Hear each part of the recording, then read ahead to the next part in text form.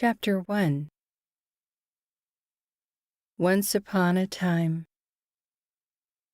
For I know the plans I have for you, declares the Lord, plans to prosper you and not to harm you, plans to give you hope and a future. Jeremiah 29:11. It was one of my worst mornings yet, the morning after my family had flown back to the States.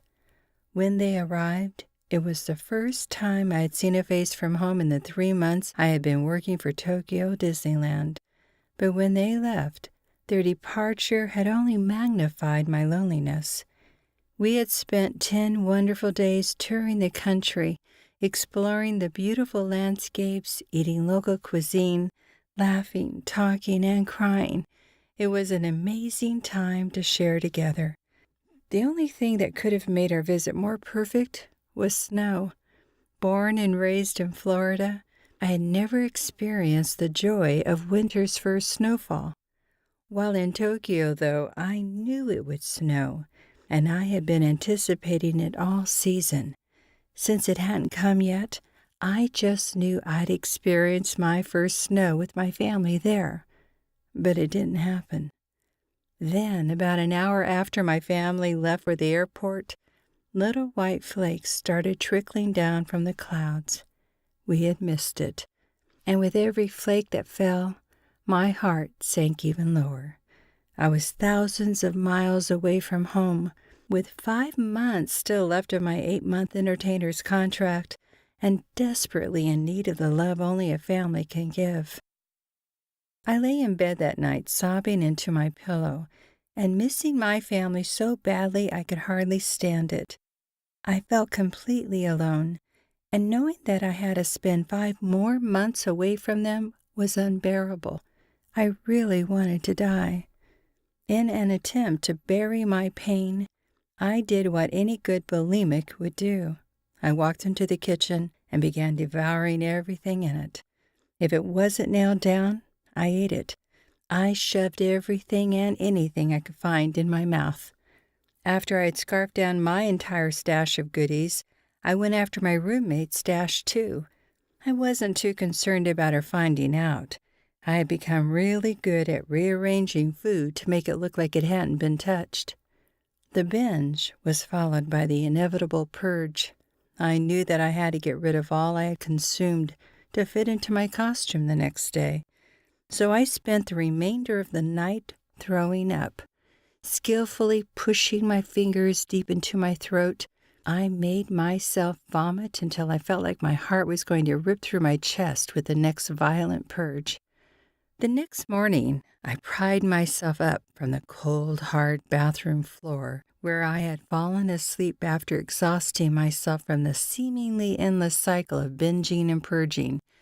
Needless to say, I was not feeling well, and the last thing in the world I wanted to do was get up and go be Cinderella. I desperately wanted to call in sick. Unfortunately, that wasn't an option. I had just taken several days off to spend time with my family. I had no choice but to go into work. After much internal debate, I somehow found the will and energy to haul myself off of the floor and into my clothes. I did not, however, have the strength to shower, a detail that most certainly should have been considered a necessity at this point, but getting up, dressed, and to my shuttle bus on time was all I could manage. I dragged my depressed, withered self into work to be, of all things, a princess. As I entered the building backstage, Tommy was there to greet me as usual. Tommy was the supervisor and liaison for our cast. He was our translator, our boss, and the main link between the American and Japanese co-workers. He was Asian, but where sarcasm, speech, and attitude were concerned, Tommy was as American as we were. He oversaw every event and show, but his biggest responsibility was to keep all 16 of the American entertainers happy and working peacefully with the Japanese staff and crew members who made our jobs possible. To me, Tommy was more like our shadow. He involved himself in every aspect of our lives, on the stage and off. His sharp eye missed few details, and as I entered the green room, he looked inquisitively at me. "What's wrong with you?" he asked. I was doing well just to be there, and was certainly not in the mood for his snide remarks, so I answered quickly, "Nothing, Tommy, I'm fine." But Tommy didn't buy it, and he didn't let it go. "You don't look so good. Are you sick?" "No, I'm fine," I lied. "Just let me get my makeup on and I'll be fine." I walked with my head down as I was going by him, hoping he wouldn't see just how right he was. Even I had begun noticing that my skin and teeth were turning a strange gray color, plus my body was bloated. Not exactly the result you're looking for when trying to squeeze into a tiny costume. However, Tommy reached out and grabbed my arm, spinning me toward him. "No, you're not fine," he insisted.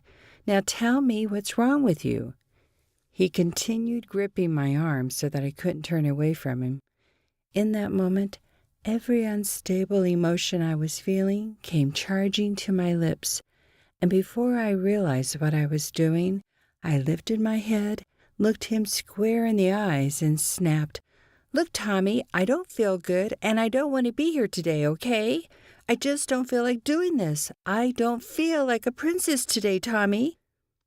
The look in Tommy's eyes sent reality barreling into me like a train. I had just unloaded on my boss. Hanging my head, I wiped the stream of tears that began slipping from my bloodshot eyes and waited. I halfway expected to receive some act of sympathy from Tommy, a hand on my shoulder, words of reassurance that everything was going to be all right, or even better, "And it's okay, honey, you go on home." After all, it was clear I had no business being there. I just wanted to go home, crawl in the bed, pull the covers over my head, and hide. And not just back to my apartment, but home to my family in the States. After what seemed to be an eternity under Tommy's impenetrable gaze, he finally cleared his throat and spoke. "Whoever asked you to fill? You were chosen to be a princess. Now go, wash your face, get a new attitude, put on your clothes, and go be Cinderella." Although it sounded a lot like an angry boss reprimanding a slacking employee, Tommy had just delivered to me instructions of great biblical relevance. Of course, neither of us realized it at the time, but what I viewed then as a harsh and merciless reply turned out to be just the advice I needed to turn my life around. It would be years before I fully understood the depth of the instructions that Tommy had given to me that day.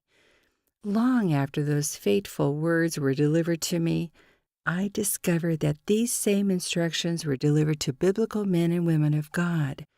Maybe you've heard of them: David, Esther, Ruth, and Aaron.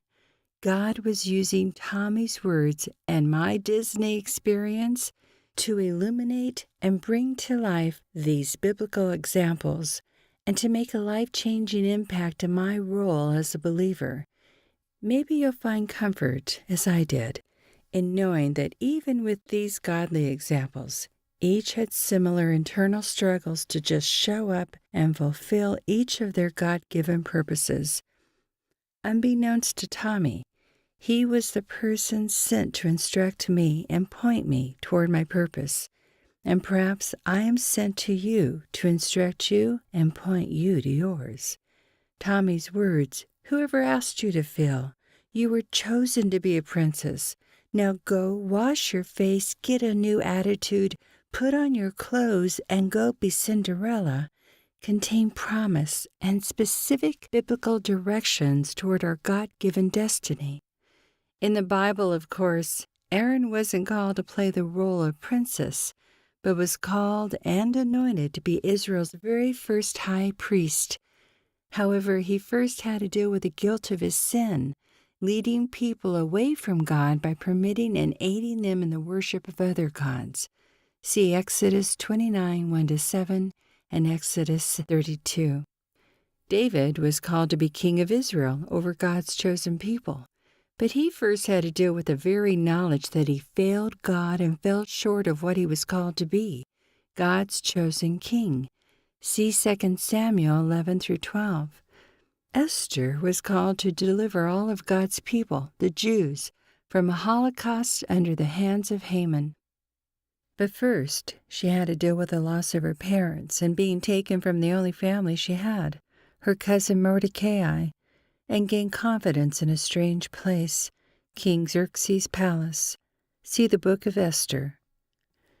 Ruth was called to be a part of the very lineage of Jesus Christ through a second marriage.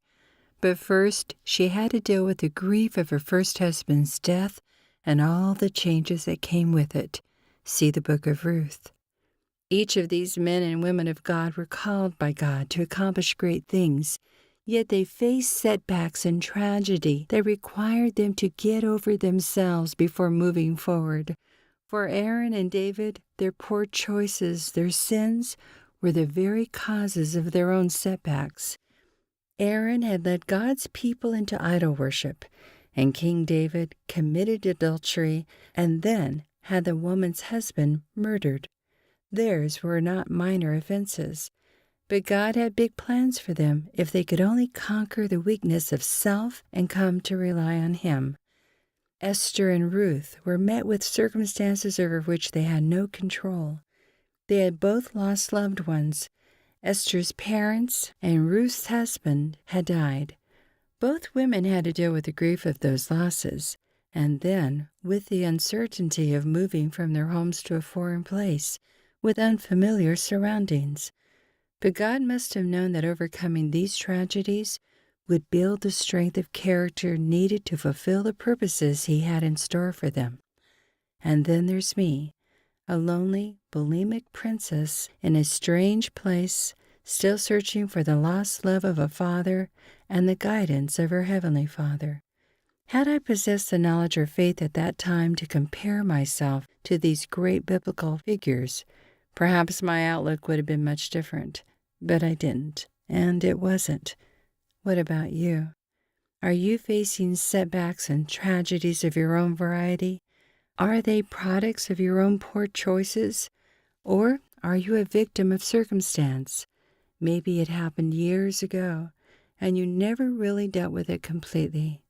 Maybe it's happening now, and your outlook is just as mine was, bleak, hopeless, and with little understanding of God's ultimate plan. That's okay. You're in great company. Once upon a time, Aaron, David, Esther, Ruth, and even I walked this same uncertain path. Whether you're walking it now or should have dealt with the issue by walking this path 10 years ago, let's keep going and face the dragons of your fairy tale together. As we continue, we'll learn more about the paths we need to take and the weapons we'll need to carry to make it through. Never fear. Once we make it to the other side, we'll find God's purpose there waiting for us.